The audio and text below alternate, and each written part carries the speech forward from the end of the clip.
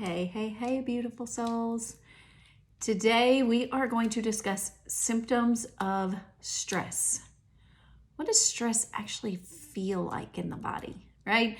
We say all the time, we're like, oh, I'm really stressed out. I got a lot going on, or I'm feeling really anxious today. And sometimes it's just thoughts, but a lot of times it also becomes something more physical in your body.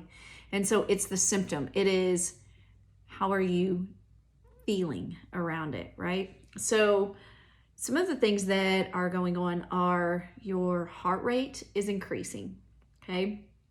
So this is one of those things that you might not always notice, but it's whenever you become anxious, right? Our body is preparing to run from tiger. It's trying to get away from things. And so what happens is our heart rate has to go up. It's that fight or flight. Okay. These are the symptoms of fight or flight. These are the feelings that you're going to have. So the heart rate goes up, respirations go up. You might start noticing shortness of breath or just simply breathing like right here, right on top. Sweaty palms, shaky hands, tense, tight muscles, right? So, okay, those are some symptoms of stress. And so what happens is that on that basic need, on those basic survival needs, right? Our body has to do those things to prepare us for battle. Okay? It's really how fight or flight works. We are preparing to run from the lion, right? What is your lion back there? What's chasing you? Because in today's world right now, our lion is maybe our schedule. It's not our real true lion.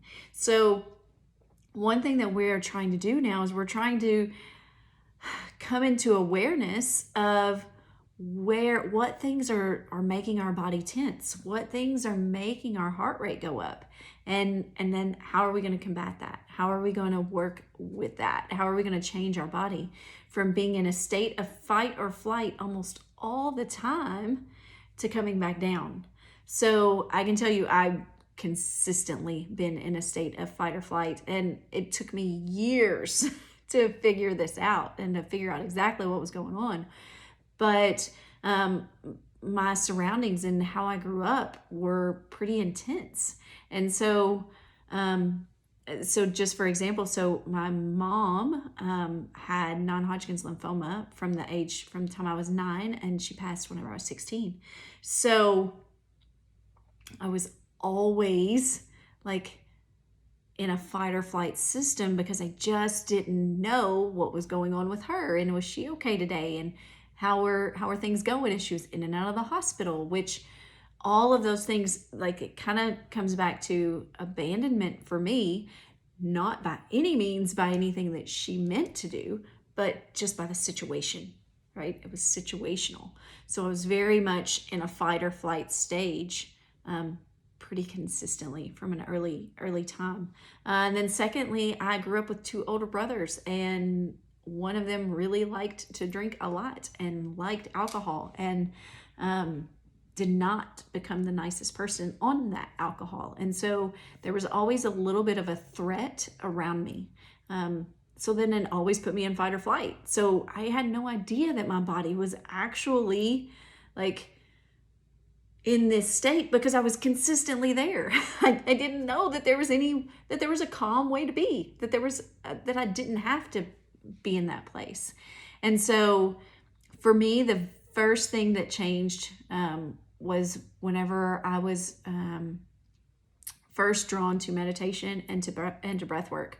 I was all in from day one because the power of it changed my physiology. It changed how my body was reacting just to life. And then I was able to actually feel what calm felt like, and I kind of became addicted to that. And so that's where breath work comes in. And so for me, a very quick and easy way to get out of fight or flight and to get into a state of calm is just a simple box breath. So you inhale for a count of 5, you hold for a count of 5, you exhale for a count of 5, and then you hold for a count of 5. And you do this for 10 breaths.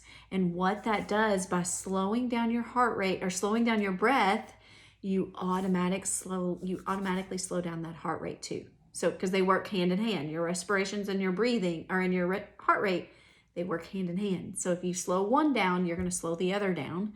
And whenever you slow those things down, you come out of fight or flight, and you can find some calm there. And then I highly recommend some meditation, whether it's guided meditation, whether it's sitting in the quiet. Finding that space can do major, immense things for you. And so, yeah, that's my stuff today. So figure out if you are in this state of stress, anxiety, fight or flight, and then start working on ways to help actually bring your body down to its state of calm and happiness. So yay. Hope that helps today. I'll see you soon.